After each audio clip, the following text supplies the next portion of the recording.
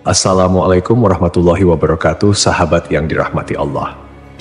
Nabi Isa alaihi salam adalah salah satu nabi yang wajib diimani seluruh umat Islam di dunia.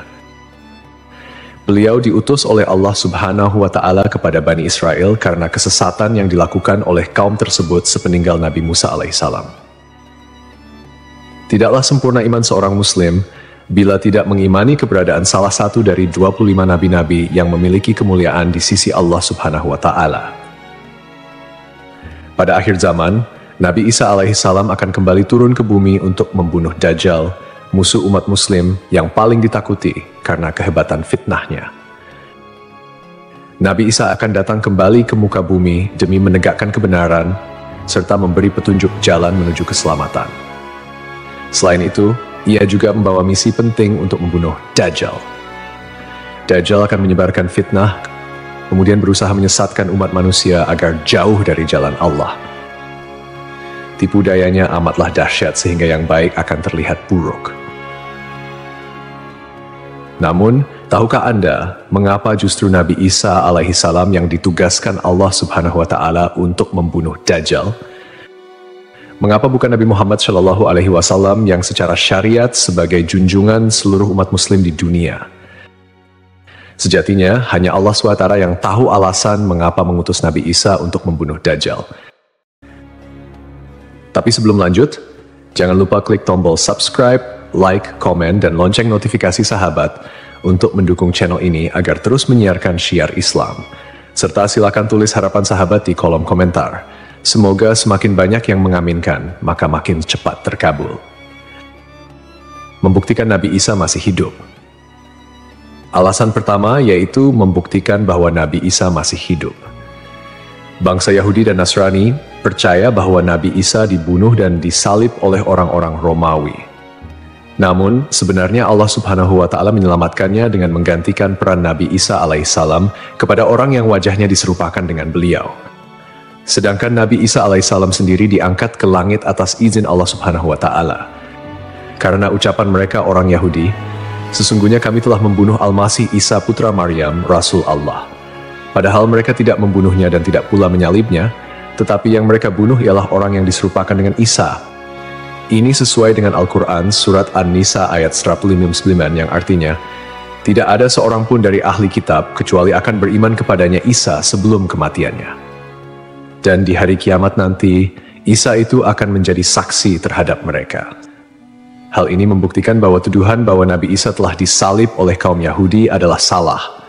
Sebab selama ini kaum kafir mempercayai bahwa Nabi Isa sudah wafat. Sementara Allah menegaskan dalam firman-Nya bahwa Nabi Isa telah diangkat ke langit sebelum kaum Yahudi membunuhnya. Di hari akhir, Dajjal muncul dengan segala tipu dayanya, kemudian dibaiat oleh kaum Yahudi. Kaum Yahudi juga bersedia menjadi bala tentaranya dengan keinginan membalas dendam terhadap kaum muslimin. Kemudian Allah menurunkan Nabi Isa yang menurut mereka sudah mereka bunuh di masa lalu. Allah menolong Nabi Isa sehingga berhasil membunuh Dajjal dan mengalahkan bala tentaranya. Di masa itu, mereka sama sekali tidak bisa lolos. Bahkan jika ada seorang Yahudi yang bersembunyi di balik pohon, batu, atau dinding, maka benda-benda itu akan berseru, "Di sini ada orang Yahudi." Dekat dengan Nabi Muhammad. Salah satu nabi yang memiliki kedekatan khusus dengan Nabi Muhammad adalah Nabi Isa. Aku adalah manusia yang paling dekat dengan Isa bin Maryam. Antara zaman kami berdua tidak ada nabi yang memisahkan. Selain itu, Nabi Isa sendiri pernah berdoa kepada Allah Subhanahu wa Ta'ala untuk dijadikan umat Nabi Muhammad. Oleh sebab itu, Nabi Isa diturunkan ke bumi untuk menjadi umat Nabi Muhammad. Pasalnya, berita tentang keistimewaan Rasulullah Shallallahu Alaihi Wasallam memang sudah diketahui pada zaman Nabi Isa. Hal tersebut diterangkan di dalam Injil sesuai surat Al-Fath ayat 29. Nabi Muhammad adalah utusan Allah dan orang-orang yang bersama dengan dia bersikap keras terhadap orang-orang kafir yang bersikap memusuhi, tetapi berkasih sayang sesama mereka. Itu adalah sifat-sifat mereka yang diungkapkan dalam Taurat dan Injil. Yakni seperti benih yang mengeluarkan tunasnya, kemudian tunas itu makin kuat, lalu menjadi besar dan tumbuh di atas batangnya. Tanaman itu menyenangkan hati orang yang menanamnya. Keadaan mereka diumpamakan seperti itu. Karena Allah hendak membuat marah orang-orang kafir. Allah menjanjikan kepada orang-orang yang beriman dan mengerjakan kebajikan di antara mereka ampunan dan pahala yang besar. Nabi Isa alaihissalam kembali turun ke bumi diyakini akan menegaskan kebenaran dari ajaran Nabi Muhammad SAW. Tidak bisa dipungkiri bahwa saat ini banyak umat Nabi Isa yang tidak menerima ajaran Nabi Muhammad SAW. Padahal Nabi Isa alaihissalam merupakan pengikut dari Rasulullah SAW. Al-Baghawi menceritakan dalam tafsirnya bahwa ketika Isa alaihissalam mendatangi Baitul Maqdis, di mana orang-orang sedang bersiap salat asar, maka imam di masjid itu mundur dan menyuruh Isa untuk maju. Namun Nabi Isa enggan dan ia tetap salat di belakang imam dengan syariat Nabi Muhammad SAW. Menjalankan kewajiban jihad. Menjalankan kewajiban jihad sebagai kaum muslimin adalah tugas yang penting. Maka Nabi Isa diturunkan ke bumi untuk menjadi umat Nabi Muhammad. Keistimewaan Nabi Muhammad memang sudah diketahui sejak masa Nabi Isa dan diterangkan di dalam Injil sesuai surat Al-Fath ayat 29, yang artinya, Muhammad adalah utusan Allah dan orang-orang yang bersama dengan dia bersikap keras terhadap orang-orang kafir, tetapi berkasih sayang sesama mereka.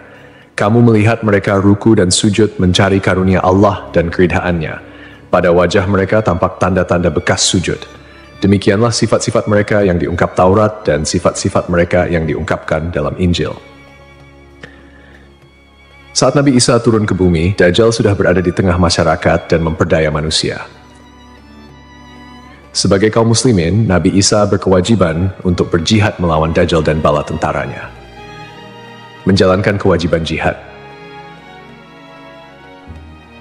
Allah Subhanahu wa Ta'ala memilih Nabi Isa alaihissalam untuk membunuh Dajjal sebagai bentuk penegasan terhadap kebenaran agama Islam. Sebagian umat Nabi Isa masih belum menerima ajaran Nabi Muhammad dan masih memandang Nabi Isa sebagai anak Allah Subhanahu wa Ta'ala, walaupun Nabi Isa sendiri menolak klaim tersebut. Nabi Isa sebagai nabi yang jarak paling dekat dengan Nabi Muhammad. Keduanya merupakan tokoh yang unik dalam perjalanan kenabian. Tidak ada nabi yang diutus oleh Allah Subhanahu wa Ta'ala di antara masa hidup Nabi Isa dan Nabi Muhammad. Oleh karena itu, Allah Subhanahu wa Ta'ala mengutus Nabi Isa untuk membunuh Dajjal dan menghapus seluruh agama selain Islam. Tujuannya agar umat Nabi Isa menyadari kesesatan pandangan mereka dan beriman kepada Allah Subhanahu wa Ta'ala serta Nabi Muhammad sebagai nabi terakhir. Tindakan ini juga menggambarkan bahwa agama Islam adalah agama yang benar dan sempurna, mengintegrasikan ajaran-ajaran para nabi dari sebelumnya.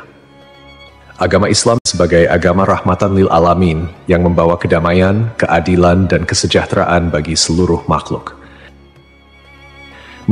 Nabi Isa diberikan mukjizat luar biasa seperti menghidupkan orang yang telah mati, menyembuhkan orang buta dan sakit, serta berbicara di buayan hingga dapat menciptakan burung dari tanah liat.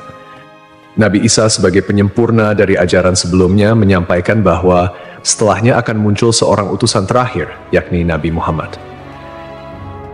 Nabi Muhammad, nabi yang paling mulia dan utama di antara semua nabi.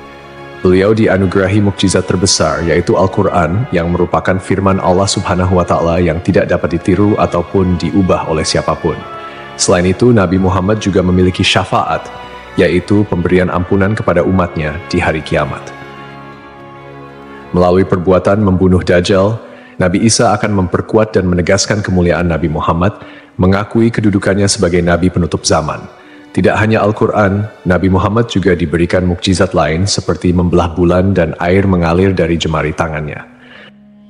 Perjalanan Isra dan Miraj serta mampu bersabda dalam berbagai bahasa. Mukjizat-mukjizat ini menunjukkan kekuasaan Allah yang melampaui batas akal manusia. Sementara keistimewaan Nabi Muhammad sebagai utusan Allah yang paling sempurna semakin terungkap, akhlak mulia, kejujuran tak tercela, keberanian luar biasa, dan kepedulian yang mendalam terhadap umatnya juga menjadi bagian dari kepribadian Nabi Muhammad. Beliau adalah uswatun hasanah, telan baik bagi seluruh manusia. Hubungan dekat Nabi Isa dan Nabi Muhammad terlihat jelas, di mana Nabi Isa adalah nabi yang paling mendekati masa kenabian Nabi Muhammad tanpa ada nabi lain yang diutus oleh Allah antara keduanya. Nabi Isa bahkan menyampaikan kabar tentang kedatangan Nabi Muhammad sebagai nabi terakhir. Beliau mengakui bahwa Nabi Muhammad adalah nabi penutup para nabi dan menyatakan persaudaraan di antara mereka, cinta dan saling menghormati. Nabi Isa dan Nabi Muhammad menjadi bukti kebersamaan spiritual dengan mengakhiri keberadaan Dajjal. Nabi Isa secara simbolis menegaskan kemuliaan Nabi Muhammad dan menghormati sebagai nabi akhir zaman. Untuk dikembalikan ke tanah. Alasan selanjutnya, Nabi Isa alaihissalam akan dikembalikan ke bumi sesuai kodrat manusia yang tercipta dari tanah. Hal tersebut sebagaimana yang dijelaskan pada surah H ayat 5 yang artinya, dari bumi kami menciptakan kamu, dan kepadanya kami akan mengembalikan kamu, dan daripadanya pula kami akan mengeluarkan kamu pada kali yang lain. Nabi Isa alaihissalam diturunkan ke bumi juga menandakan bahwa ajalnya akan tiba. Setelah wafat, Nabi Isa alaihissalam akan dimakamkan di tanah suci, lalu dibangkitkan kembali bersama manusia lain di hari kebangkitan.